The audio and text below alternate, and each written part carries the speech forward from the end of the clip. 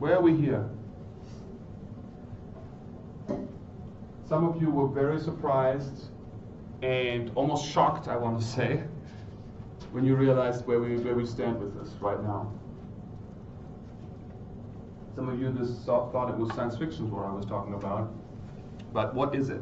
Where are we right now in terms of complexity of smart contracting? We're somewhere here, right? Somewhere between distributed autonomous business unit and organization. Yeah. So we walked through the DAO, and I wanted to make sure that I give you these use cases, because that's something that you can talk about in your presentations as well. And some of you, I think one team is already doing M&A automation, other folks are doing other automation projects. But when we look at this, guys, this is really getting to build a separate business unit. How are typical business units run? What do we typically want to see that you all know from BA? Some form of agency with limited liability. Yeah? There's an agency relationship, and it involves a limited liability entity. Yeah? And then the legal rules pertain to the relationship between the agents that act on behalf of the legal entity, the limited liability entity, and that's how we run businesses. Now, how does that work in code? It's code, guys. Code coordinating the agency relationship between the parties. That's what this is, the DAO. Yeah? The code is now coordinating the relationship between those people that are investing into the entity and where and how the money is allocated. Yeah? Now there's still agents that are providing inputs, yeah? But it's code. It's not, so people as agents making decisions and representing the entity through limited liability, state guarantees. Guys, here's the thing, okay? The state is taking over. The state is fulfilling the function of, here is an entity that we registered. We're guaranteeing the existence of that entity by way of registration. That's what the state is basically doing here, right? And in commerce centers around it as a legal fiction. You're not contracting with a person, you're contracting with a state-sponsored and state-registered entity. Code is doing all of this, guys. So talk about moving power away from government. Yeah? Government controls existing limited liability entities by way of oversight, regulation, everything that pertains to it. Code does the same thing, except that there is no real oversight right now. Yeah? It coordinates, it collects money, it acts as a vehicle with much more limited agency relationships. So the backbone of enforcement right now is the worst case scenario, the strongest brute force of the government is to physically arrest someone and drag them into court for prosecution, or with subpoenas and the like. And that's just less and less possible in the coding universe. What happens, guys, if something goes wrong with a limited liability entity deal? So the limited liability entity is signing a contract with another limited liability entity. If that contract is breached, what happens? What do you do? If you're the damaging, or the party that has damages in this particular scenario, what do? File a suit. You file a lawsuit, or there's arbitration, whatever, yeah, mediation and so forth. Yeah, but they're very clear centralized ways of handling these disputes. How do you do that if something goes wrong in your DAO? Well, one is the code one perspective on this is that the code provides legal solutions and certainty. Yeah? But what happens in the case of the DAO, where all of a sudden somebody comes in and siphons off $60 million that nobody can control? Can you go and sue somebody in court? Should you do that? how would the court have in personam jurisdiction? Which court would have in personam jurisdiction? This entity didn't exist anywhere physically. It exists in cyberspace, in code. So which court would be responsible for handling the dispute, the $60 million that sits in a subsidiary account? Tell me. What are we going to do? We're lawyers. We need to handle this with existing structures. Can we? Guys, we cannot. This is what Mr. Dorsch was saying. In personam jurisdiction doesn't work. Now, if you tell that one of my colleagues here who teaches federal courts, they will go above and beyond to explain to you that that statement is wrong. They'll get angry, possibly. Because, yeah, okay? So, but why is that statement arguably still correct? What statement? That in personam jurisdiction cannot exist. So technically, legally, yes, you might say in personam jurisdiction still exists, but practically, how? How could it possibly exist? Yeah? So technically, legally, the colleagues would be correct. Yeah? Somehow, that physical person exists, except that you don't know where that person is. And in this case, how do you sue the collective of people who've agreed by way of code to engage in a financial transaction? Yeah? Okay. Yeah. So then it's interesting, while we're in the in-between time where people still figuring out the code, that like there was a Minnesota case just this last month of a guy trying to murder his wife via darknet, hire to kill stuff. Isn't that your case? Oh, we have an expert on this. Unless you're bound by NDA. No, it's all public. You want to come up front and tell us? About this case? Come on. Well, what about the case do you want to know? Everything. So Mr. Lanterman is working actually as, you tell us what you do. I'll shut up now. So I work as a computer forensic analyst. So what we do is we analyze laptops, computers, and all sorts of cases, be it criminal or civil. So these computers that we're all using, it's tracking everything that you do. It's tracking all your actions. And what we do is we kind of respond to incidents. So when there's a employee who leaves and goes and starts a competing company, we analyze their laptops to see if an hour before their exit interview, they're uploading the secret sauce to Dropbox. But anyway, so there was this case out of Washington County. It's actually getting a lot of attention, and I'm actually going to be interviewed by NBC Dateline tomorrow about it. So this case, it was an apparent suicide. Apparent suicide. They went through with luminol, and they could tell that someone had tried to clean up the blood. Woman dead in her house. She's right-handed, but the gun was in her left hand. Lots of things that just don't make sense. So cops execute a search warrant on his house. They get all his phones. They get all of his computers, and it turns out that he was communicating with the dark web. And for those of you not familiar with the dark web, I think the best way to explain it is where you and I dwell is only about 17% of the internet. So things that you Google, that's only 17% of the internet. The other 83% or so, that's all not indexed. You need to know where to go to find it. And it's basically used by criminals and the government. So I wish I had my presentation materials because it's amazing. You can buy drugs, you can buy credit cards, and it looks like a completely legitimate website. Like they have real guarantees. They guarantee their products. It's absolutely bad. Yeah, right. So what happened in this case was this defendant, his name is Stephen Allwine. He had been communicating with an organization on the dark web known as the Besa Mafia. And the Besa Mafia was basically hire a hitman service. And what they were doing was he would send them Bitcoin. And again, you have to it was kind of a challenge for us to explain to a jury who might not be familiar with Bitcoin and blockchain and all of that. So he used a bunch of anonymizing services to hide his tracks, to hide his IP address so that it couldn't be traced.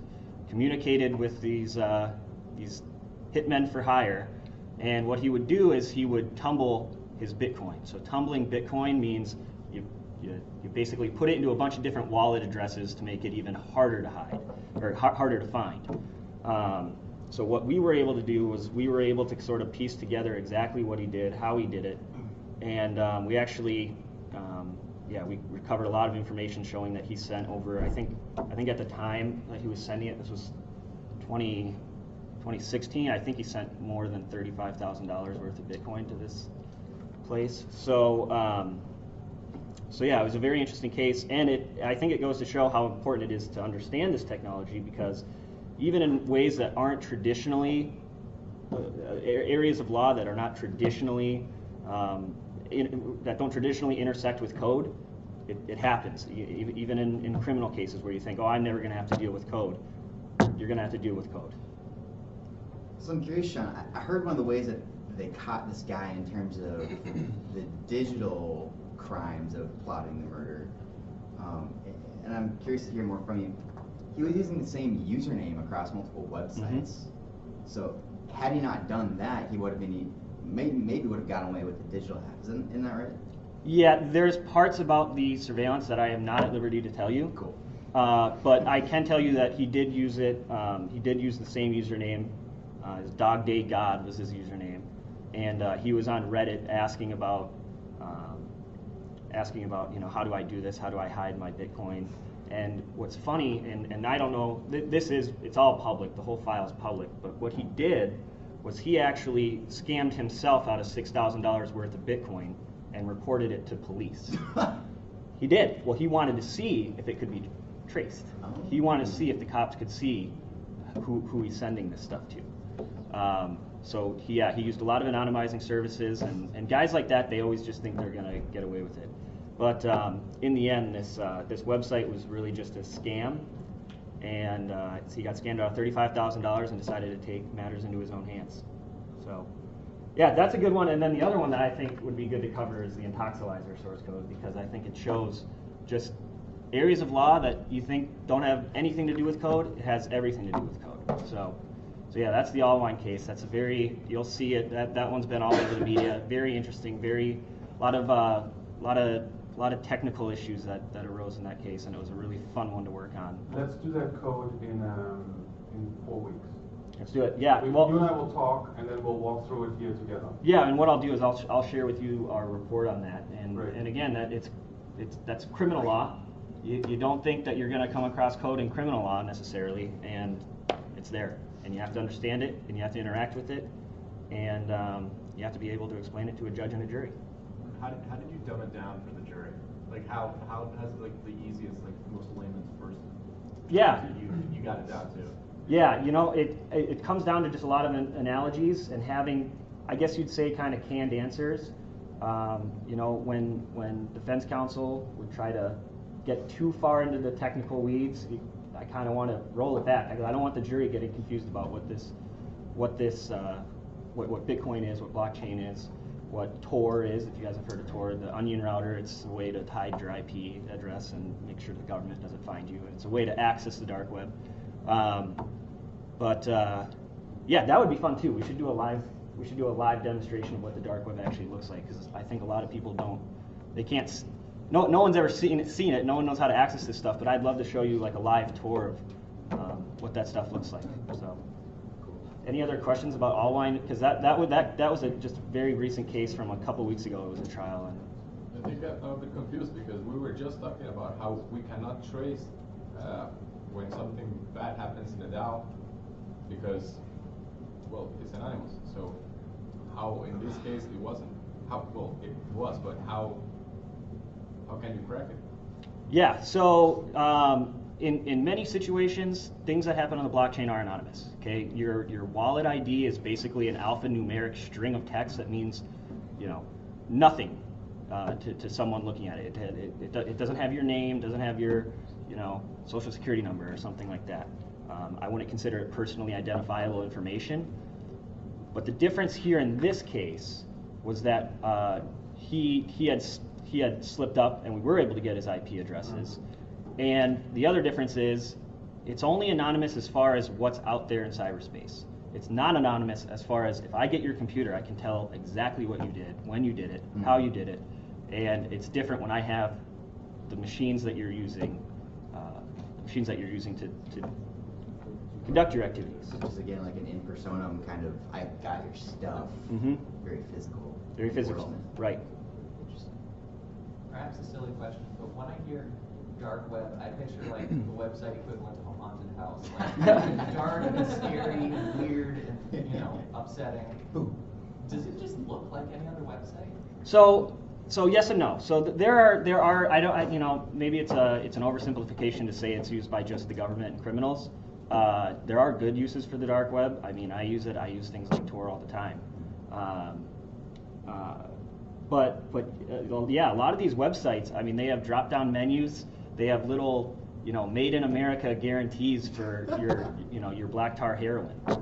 It's amazing, and they have real like checkouts and everything. So it's just a matter of knowing how to access it, knowing where to go. And I would not encourage anyone to try and find those sites, because you will, if you don't do it right, you will be on a list somewhere. Guys, so we have an institutional responsibility to tell you not to do this. Okay? I want to be very clear about this, guys, because you don't want to be on a blacklist. Yeah, that's you don't want that. Nope. So please, guys, don't mess with this. Okay? The official position here is it exists. There's utility for some functions. These are not your functions. Yeah, let's be very clear about this, guys. So, yeah. Yep. Yeah, so Mr. Lanterman, that's his job, to find people and to help people bring people to justice. Yeah. So forensic. Explain a little bit more what the job entails. What do you guys do? Sure. So, like I said, part of our job is reactive. So when there's an incident, like for example, an employee leaving a corporation, agency issues, criminal cases, I mean, you name it. It could be anything. It's all sorts of practice areas, patent law. We're basically the guys who go in and just put together the piece of what happened, responding to an incident. The other half is proactive security. So basically, I'll go into an organization, I'll say, here are your vulnerabilities, here's where your holes are, here's how you can get hacked, and here's how I'm going to tell you to prevent it, and I'll help you to make sure that you don't get your confidential health data or your confidential customer data stolen out from under you. But yeah, we respond to a bunch of hacking incidents, a lot of hacktivism stuff. So if you guys are familiar with what hacktivism is, basically they're hacker groups that want to, they hack organizations for some sort of cause. So that was the thing behind the Ashley Madison hack. I don't know if you guys heard about the Ashley Madison hack. So Ashley Madison, it's the cheaters website. Cheaters website. The hackers had breached their systems, and they found out that most of the women on the website were actually bots that were just created. They're dummy fake accounts. And the hackers said, you have X number of days to either fess up. They weren't looking for money. They just said fess up to this. And instead they said, okay, fine. So they released the entire customer list, and I'm sure destroyed marriages and relationships and all that in the process. But anyway, as far as coding goes, just understand that yes, it's going to be, it absolutely no doubt will and has been making huge impacts on the legal community. But also understand that if you're thinking, coding's not going to be important in my practice area because I'm doing criminal law or I'm doing business litigation, you come across it every single day. There are all sorts of cases that implicate and involve code. So very, very important, and that's why I'm thankful for this class. Tell us just a little bit about cybersecurity and blockchain. You guys are still starting to dabble in it, right? There's not a full-on cybersecurity practice that involves blockchain technology.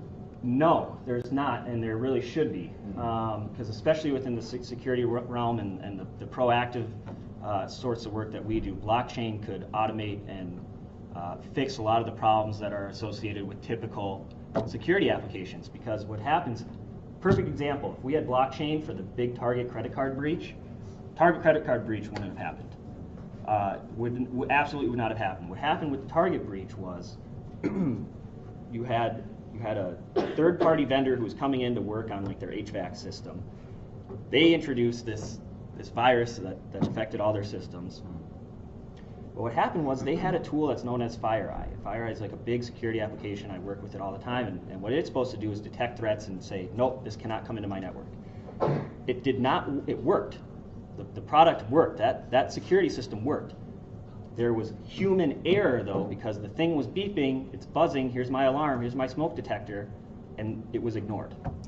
With blockchain, you don't have to worry about the human element. There is no human element. There is no human mistakes that can be made, and it would have been 100% automated. Think of the difference would be, just for an analogy, if that other program is a smoke detector, blockchain would be like a fire suppression system. So. A door lock. Yeah. Automatic door lock. Exactly. Yep.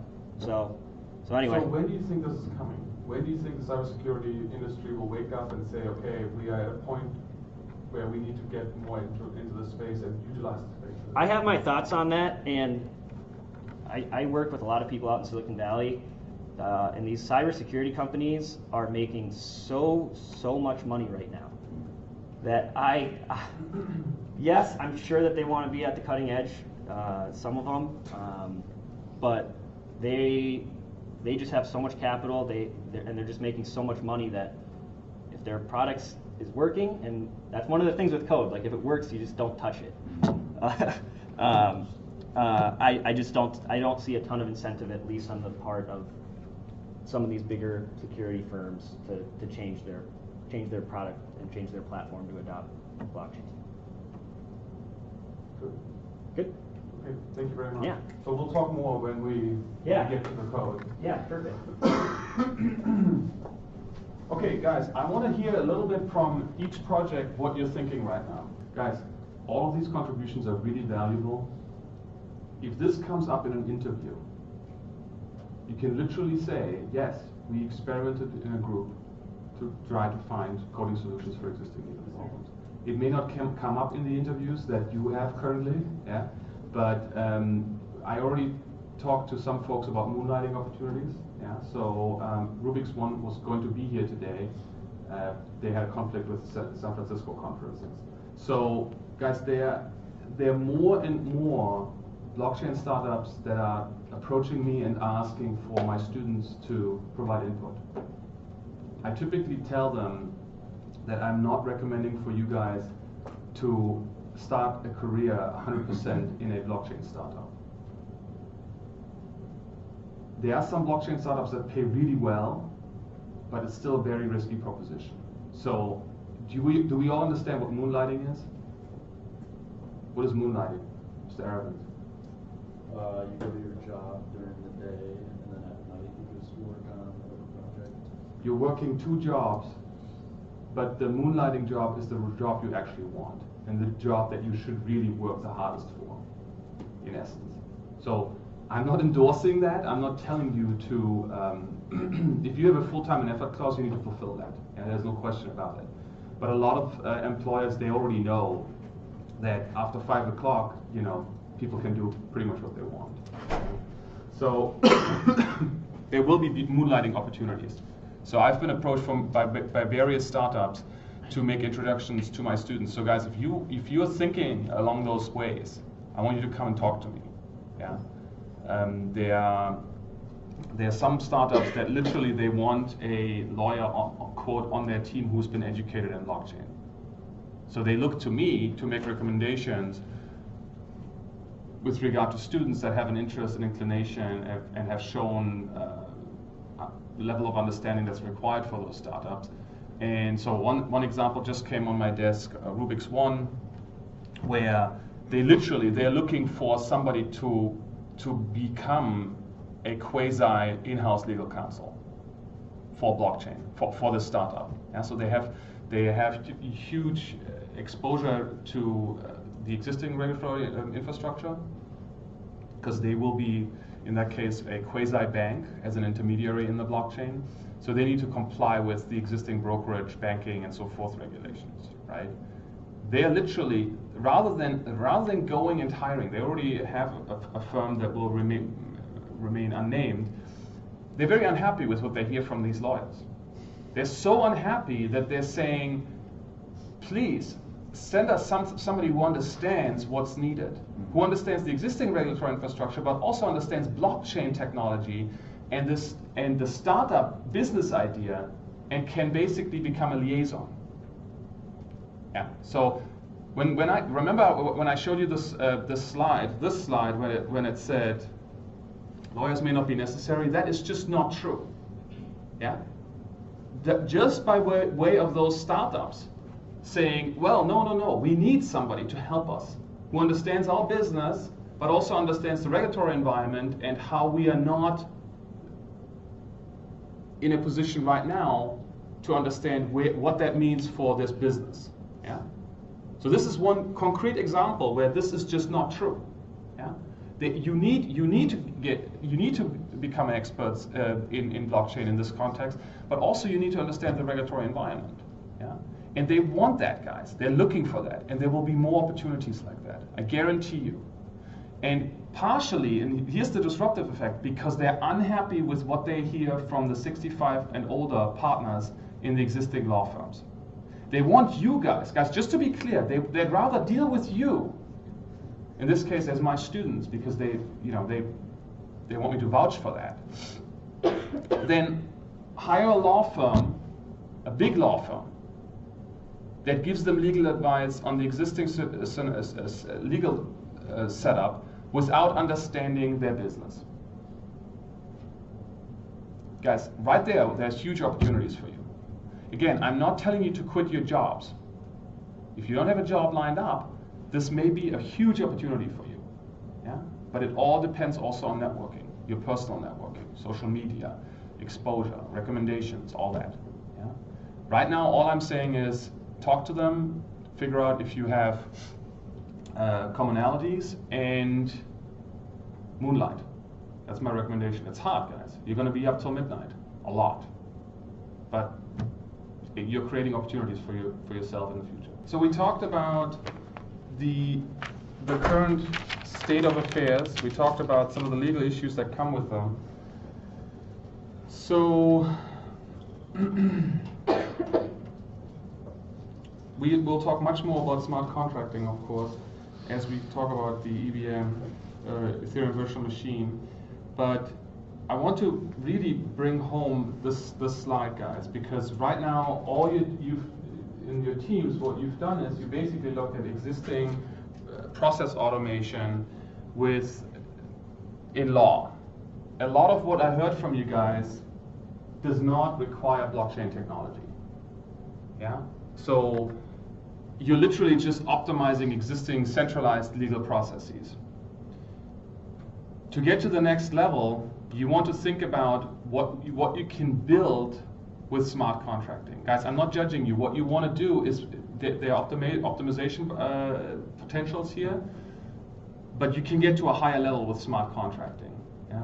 It would get a little more complex, but so whatever you are proposing is possible. But please, when you're proposing this, you need to I would encourage you to think about, why is blockchain technology needed for what we want to optimize? Because a lot of process automation can be done with centralized structures. Yeah? You really have to defend in your presentations the use of blockchain technology. Yeah, that really is at the core of this. Yeah? So don't just talk about process automation, talk about why is this technology needed, which necessitates that you actually understand what it does. Yeah? So for your presentations, one other aspect that you really want to defend is, it's one, legal problem,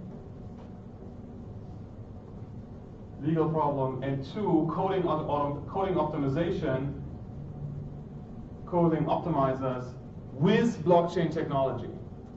Yeah? So 3, why blockchain?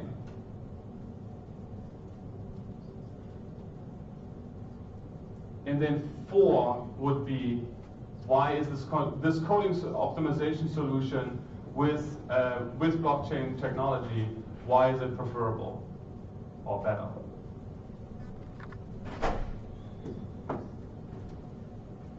Guys, does that make sense?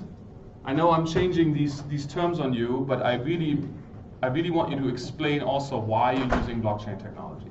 Yeah? So the coding solution shouldn't just be an automation element that saves time. There should also be an exploration as to why you want to use blockchain technology.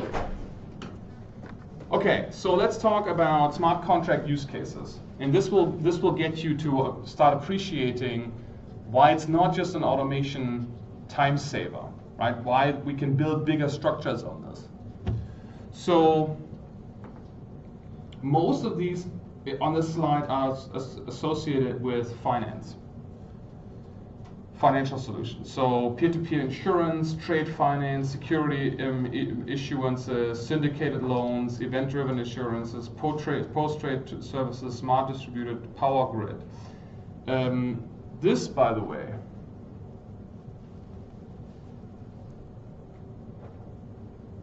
there's a lot of jobs in you for you in this.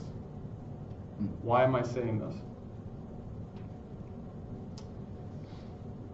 Partially it's government work, or it's going to need interfacing with the government a lot, and that's how Why? Public infrastructure. Completely overregulated. Yeah. So distributed smart power grids. Do we understand what people are thinking about in terms of blockchain technology for power allocations? What do people think? Mr. Evans? I do not. Anybody? I mean, there's already a couple of like microgrid experiments out there. I mean, there's one in New York. What it is, it's a bunch of solar arrays that are linked to each other, and sort of through the blockchain, you can kind of divvy out, like if you need some, you can draw from someone else's array. Correct. So who pays for what power at what point in time, and for power that people generate themselves? Yeah. So if you have a solar panel on your roof, and you're not using all the solar energy for your own house, you're now feeding your self-generated solar energy into the power grid. How do you get paid for your contribution to the power grid?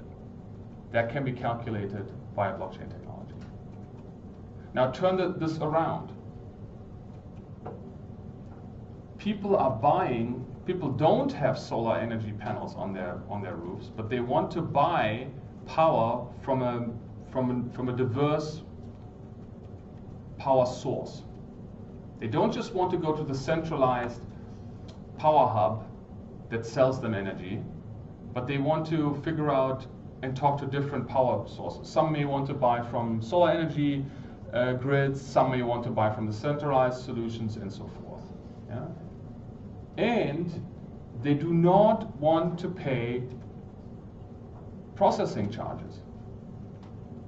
How do you do this?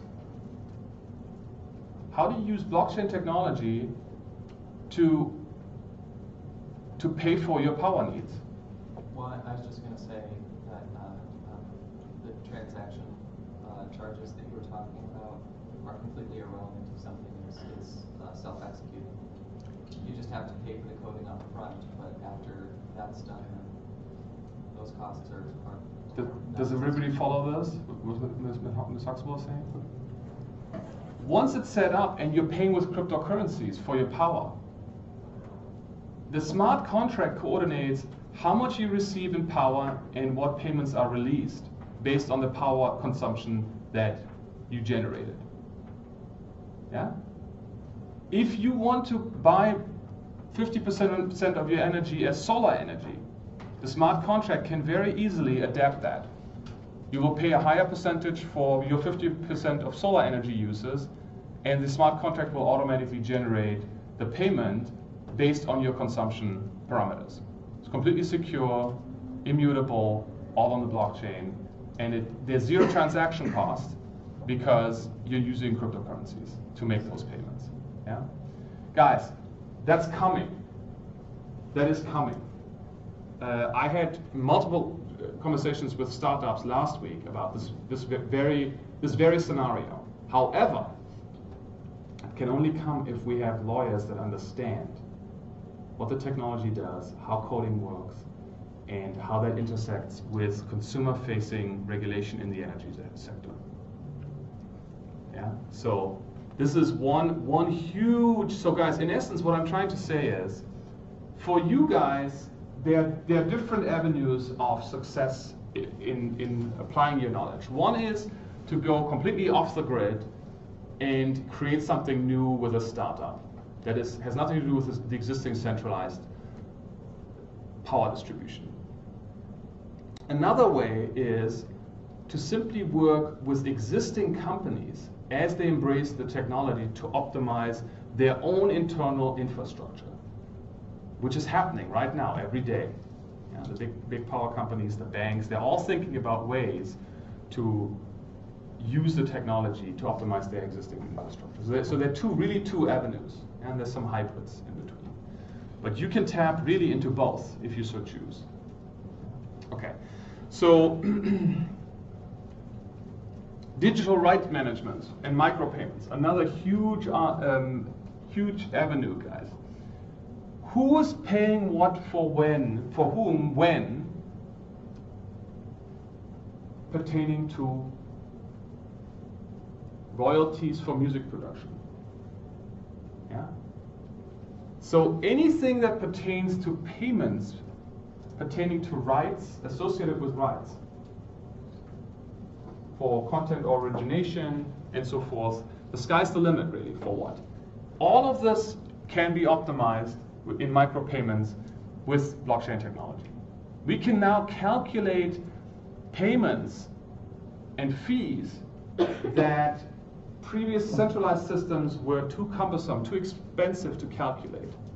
The administrative backlog was too large to actually facilitate this. With blockchain technology, we can now process and calculate micropayments that previous centralized systems could not process. And I know this is a little bit too abstract at this point, but rights management and micropayments, again, key element for lawyers. You need to understand which rights are associated with what payment obligations. This is what lawyers do, except that in this case, you would be doing it in a blockchain micropayment context, or payment context. So if you, next one, land registry. Guys, this screams lawyers. Yeah? Now in all the other ones that I showed you, insurance, loyalty and rewards, event-driven insurance, syndicated loans, lawyers are always involved in these. But it's the financial context. Yeah? Here, we're now talking about lawyers dealing with the regulatory environment pertaining to power distribution. Here we're talking about micropayments and rights, royalties, music rights, agency rights, anything that pertains to music and other digital rights management. Land registry, somebody talk to me about that, please. I told you this. The Recorder of Deeds office in Chicago, big red signs, we use blockchain technology. Nobody knows how. They probably aren't using it yet, but they're warming up the public for this. Yeah? So to undo a change that was manually incorrectly put on in the Recorder of Deeds office, it's a huge nightmare. It happens all the time in our centralized structures. People mess this up all the time. Some people argue that this is because of the lacking of expertise of the humans that are involved in the Recorder of Deeds office, who make typos and so forth. So the idea here is, guys, rights that pertain to land ownership can be held in land registry in the Recorder of Deeds offices by using blockchain technology. This is coming, guys. So anybody who practices real estate, who wants to practice real estate law, cannot get around this in the next 5 years. No way. Yeah, this is coming. That doesn't mean it's coming instantaneously, and it doesn't mean that the title companies that are facilitating all the backlog work, so the verification, the certification of loans, everything to do with title transfer. Doesn't mean they're going out of business immediately, but their business is substantially affected. which creates a huge opportunity for blockchain trained lawyers. So again, this is just giving you sort of an overview of what's coming in various areas. And by the way, this is not all of these areas. They are, I want to argue, almost settled. It's almost a done deal. We're almost at the point where there is full agreement that blockchain will be used in this context, and smart contracting will be used. Is the land registry itself code as it pertains to the parcels, or are we simply using existing paper copies that are attached to the blockchain? What is it going to be? What is it right now? When we're using blockchain technology, what are they talking about? Nobody knows if they're actually using it, but what is their solution right now? Just payment? Are they actually coding the parcels of land? No. That's not what we're talking about, right? Well, all we're doing right now is we're taking the PDFs and other electronic documents, and we're basically saying we're no longer keeping centralized server-based copies of those, or even worse is paper copies in a vault type records, which they still have. But rather, we are now putting this on a blockchain by way of hash technology. So we're hashing the content of a given document, and we're adding it to the blockchain as a permanent record. That's what we're talking about right now. What you are talking about, coding it, so not using natural language, putting coding parameters on the blockchain that pertain to ownership rights in land. Nobody's talking about that. That's the next step. And why? Why is this the next step? What do we know about tokenization, guys? What is tokenization? Guys, tokenization is there are huge legal implications in that. You can build whole businesses on this, and people are building whole entire businesses on this. What does it mean to have a tokenized hard asset? So, this device has a value of maybe $5 or less. Group A could now split with Group B and C. As a matter of fact, all 6 groups could split the ownership rights that pertain to the underlying tokens that represent this clicker. Now transfer this idea to land. You no longer hold title to a piece of land or a condo, but rather you can own tokens that represent a fraction of the hard asset. So you own a condo in downtown Minneapolis. Currently, you need to own this free and clear, but with attachments / with bank loans, mortgages, and so forth. But you are owning this as one piece of property as recorded by the recorder of deeds. Yes? They are, yeah? Isn't that what a timeshare is? Okay. So think of, very good. Everybody understand what a timeshare is? Your fraction of ownership in the clicker. Your fraction of the condo that you live in. And you can trade it on a public, unfortunately still centralized exchange in crypto. That's what we're talking about. Yeah? Guys, this is coming for all assets. It's inevitable. Now, there's some assets that will be tokenized sooner than other assets, and there are huge problems in the existing business model with that. Huge problems. Every single one of the tokenization ICOs that I've seen, their market cap went down after the ICO. So you understand what that means. The public is basically not trusting that they can actually collateralize / tokenize these assets. So people are buying in, but then they're selling right away and the market capitalization goes down because they don't actually trust the underlying product. All 5 that I know of, LA Token, RayDAO, the Real, it happened to all of them. But regulatorily, you can do it. Yeah. Okay. So guys, long story short, all of the things that we're talking about necessitate lawyers that know coding, understand how tokenization, all the other models work, understand how the blockchain technology interacts, and with the necessity for legal solutions.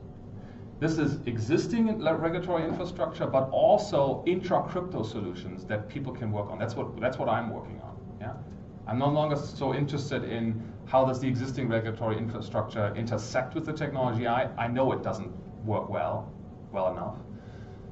What I'm interested in is how do we create legal solutions that are actually working for the crypto evolution in the future.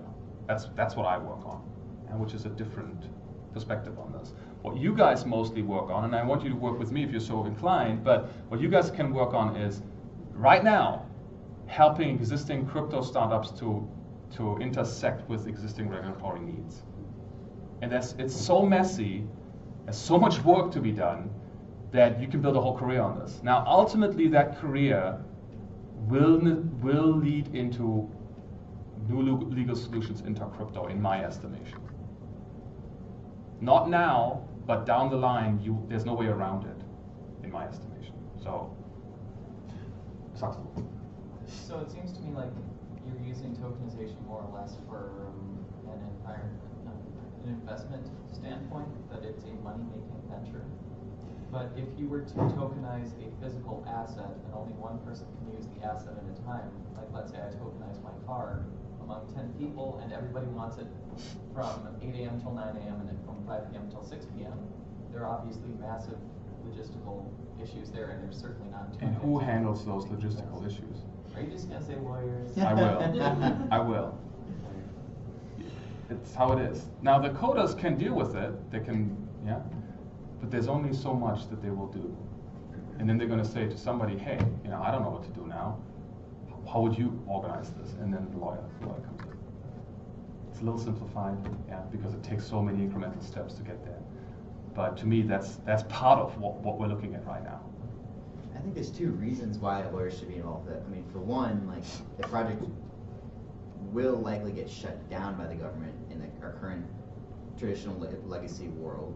And 2, barring that kind of hard line, we need to make these things human in a more philosophically, morally robust, thoughtful way that not maybe the average coder can't philosophize to that degree. Both of those elements come in.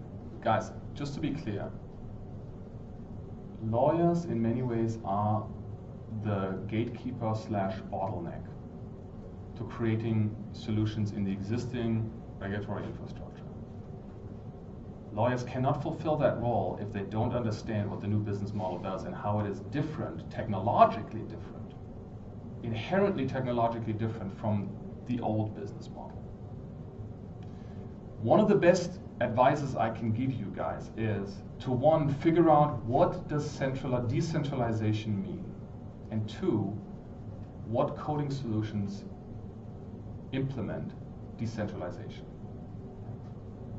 So, as I said before, it's probably needed to teach a whole class on what decentralization actually means, and to contrast it with centralized business approaches.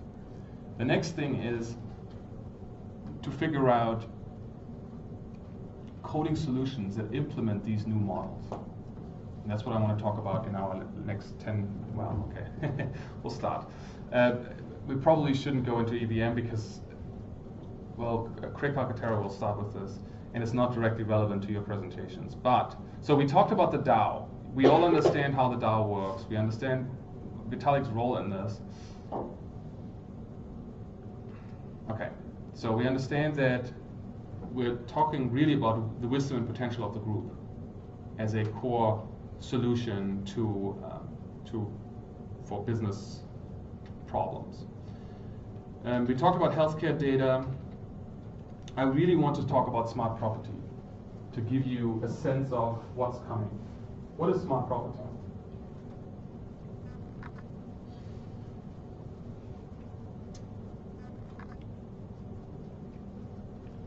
And it goes hand in hand with our tokenization discussion.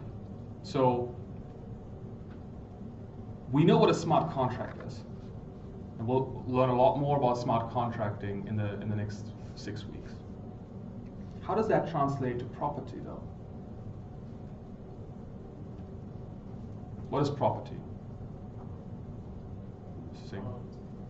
Well, for there to be a smart contract, there needs to be something that the blockchain can release once the contract has been performed. So it makes sense to have whatever it is that's going to be released there as the essence of the contract to be as part of the blockchain, smart property, for example. Okay, let's go. Smart contracts and smart property overlap. In what way? The smart property is within the smart contract. Yeah, the smart contract facilitates the use of the smart property. Yeah, that's really what we're talking about. What does that mean, Ms. Jones? Yeah, well, isn't it essentially like the smart contract? You could send a transaction that yields ownership of a certain property, and in return receive the transaction like an email. So both of them are actually pretty revolutionary in that they remove the need for central authority that's saying who owns what. So that's absolutely right. Let's put this into a real example. Our downtown condo, Minneapolis. Let's say it's tokenized and you own 70% of the tokens. So you own this piece. Or let's just say you're owning it under existing centralized land title registration authorities. You hold title free and clear, in fee simple, to that condo in downtown Minneapolis. What do you want to do with it? Well, one thing is you want to use and live there by yourself. Yeah? So once you own it free and clear, let's assume you don't owe the bank any mortgage money, you have ownership rights as it pertains to that, use rights as it pertains to this property. But when you're traveling or you're taking a job in wherever, you now have use rights to this property that typically would necessitate what in the existing centralized systems. You could rent it or sell it. For both of those solutions, what are your problems? Checking out your potential renters. Information asymmetries. I love the word. So what are your information asymmetries? You have limited liquidity. You need to hire an intermediary to help you rent it or sell it. Yeah? And that creates a huge transaction cost. So was it 6% for the broker? I mean, okay, so yeah, brokers have a role, but it's a pretty aggressive role in this whole thing. Yeah, so brokers both on the rental side and on the sales side, they take money out of your pocket. So now imagine a situation in which you do not want that intermediation. You want to use technology to link you up directly in a peer-to-peer framework with somebody who uses your ownership rights that pertain to that condo. What would be needed for that? So, right. So, okay, so just to be clear, today, if you live in Nigeria and you're trying to have somebody rent your condo downtown Minneapolis, what is needed? You need the broker to find you the right person, open the apartment, and coordinate all the ins and outs for that. Yeah? How can code do this? I was going to say securitization, but that's probably not right. Well, that's ownership rights as it pertains to it, but we're now talking about use rights. It's not hard to imagine an upgrader at the next evolutionary step beyond Airbnb, but for rental and ownership. And there could be a reputation element of like, I need someone who has a 5-star rating from the last 3 places they've lived. Okay, we don't even want to go to Samadha at this point. You're absolutely right. That's the next step, right? That's why Samadha it doesn't work without it, really. But we're not there yet. Yeah? So first we need to figure out how does the code actually coordinate the release of the ownership right that pertains to the property. Yeah? So smart property we can really think about it, properties whose ownership is controlled by the smart contract. Yeah? So the smart contract, this is what Mr. Singh and I talked about, is coordinating who can use the property when and how, in what fashion. Now, ultimately, you need, as Mr. Dahl says, you need a reputation verification solution to facilitate, as one parameter in the smart contract, to facilitate the owner understanding who is using it under what parameters pertaining to what reputation stakes. Yeah, we don't have that yet. Yeah, that doesn't exist right now. We need that though. There's no way around it really. Yeah? So unless you go through centralized systems, which we are moving away from. Okay, so guys, this is very, very, very closely connected to the Internet of Things. Why am I saying this? The smart contract alone cannot coordinate the ownership control rights to property. There is an Internet of Things element that is inevitable in this. What is that? Someone's got to be there to physically unlock the door. Someone's got to clean the place. Someone's got to manage. Exactly. So, but let's just look at the door opening alone. How can the smart contract facilitate the ownership right unlocking of the place pertaining to that hard asset of the property? Could you have the entire security system essentially on a blockchain, person controllers has the rights to it, but then you be granted access, say through an eye scanner, thumbprint, or something along those lines? You don't even need that. You don't even need that. You just need the smart contract. So here's the thing, guys. Just think of it this way. Code is coordinating the relationship between the quote-unquote renter and the property owner. If you fulfill the coded parameters, the smart contract, by way through the Internet of Things, will automatically release. So you have to really think of it this way. You're coming with your cell phone that has the smart contract in it, and you release the funding, and as you release the funding, the cell phone automatically opens, like a hotel key card, opens the property for you as you're arriving. But only if the parameters of the smart contract pertaining to the use rights of the property have been fulfilled. So in that sense, the smart contracts coordinate by code the relationship between the renter and the landlord, the tenant and the landlord. And the Internet of Things interacts with the smart contract to facilitate that interaction. And the sky's the limit. Yeah? How much electricity are you using? When are the lights going on? Everything can be coordinated that way. One thing that we don't have, this is something that we at Samadha right now working on, is how do you ensure that all those IoT devices function within the evolving parameters that are being fed into them from the smart contracts? In my estimation, no way around reputation verification of those smart devices. We're not there yet. Yeah, this is all conceptual pieces that are being worked on. But so the essence of the smart property context is smart contracting, cryptocurrency, zero transaction cost, information asymmetry minimization, plus IoT, smart contract synchronization. That's what we're talking about. All of this require legal input. You cannot build this without lawyers facilitating the framework for this. Guys, this has nothing, this is intra-technology to facilitate it, but also extra technology in the sense of existing regulatory infrastructure. Guys, as lawyers, we still have a monopoly based on our knowledge of the regulatory infrastructure as it interacts with smart property. Yeah.